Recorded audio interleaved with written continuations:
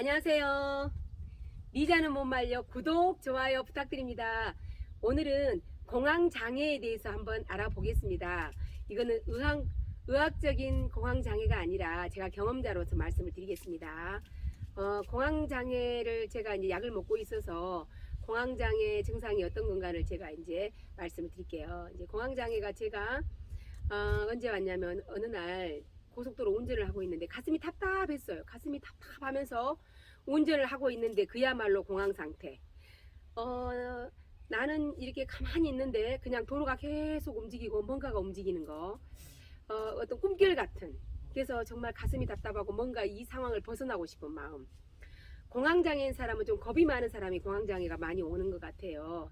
그리고 유전적인 것도 있는 것 같습니다. 왜냐하면 제가 공황장애가 있는데 언니도 공황장애가 있어요. 이제 사람마다 증상이 여러 가지가 있습니다. 저 같은 경우에는 이제 터널을 운전할 때 가장 이제 공황장애 증상이 많이 있습니다. 어떤 증상이냐면 제가 운전 경력이 25년인데 운전을 하다가 운전대를 놓고 도망가고 싶어요. 그 정도로 이게 불안 상태가 오는 겁니다. 그래서 운전 경력 25년인데 터널을 운전을 못하는, 그러거나 아니면 비가 많이 오는 날, 어두운 날 공황장애 증상을 좀 많이, 이게 공황 발작이라고 하죠. 공황장애가 평상시에 있다가 이렇게 급격하게 안 좋아지는 것을 보통 공황 발작이라고 하는 것 같아요. 그래서 저는 이제 혹시라도 어떤 심장에 문제가 있는가, 뭐 부정맥이나 이런 거가 싶어서 심전도 검사를 많이 해봤습니다. 보통 공황장애 있는 사람들은 이렇게 불안하거나 내가 아프다고 느낄 때가 많아요. 그래서 저 같은 경우는 응급실 전문입니다. 왜냐하면 갑자기 복통이 와서 어마어마하게 죽을 것 같은 고통을 느껴요. 정말 아파서. 그래서 119를 부른 적도 있습니다. 그런데 119가 도착할 때쯤에서는 언제 아팠냐는 식으로 이렇게 안 아파요. 어찌 보면 정신적인 거죠. 그래서 이제 병원에 가서 검사를 해보면 이상은 없습니다. 그리고 이제 혹시나 심장에 문제가 있나 싶어서 심전도 검사를 해봤고 24시간 심전도도 해봤습니다. 그러나 이상은 없어요.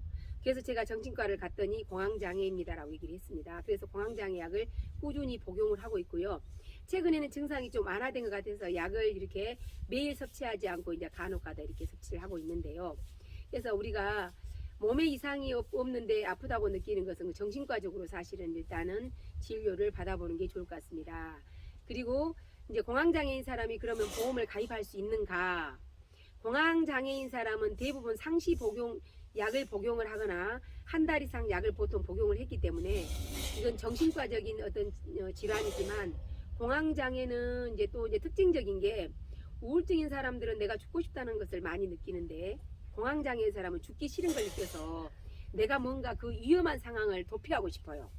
그러면 내가 도피하고 싶다는 얘기는 내가 터널을 가다가 운전대를 놓고 도망가고 싶단 말이에요.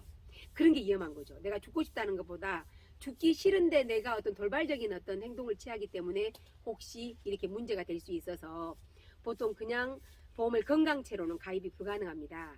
그래서 유병자용 보험으로 유병자용 실비라든가 유병자용 건강보험이라든가 유병자용 종신보험을 가입하면 좋겠죠.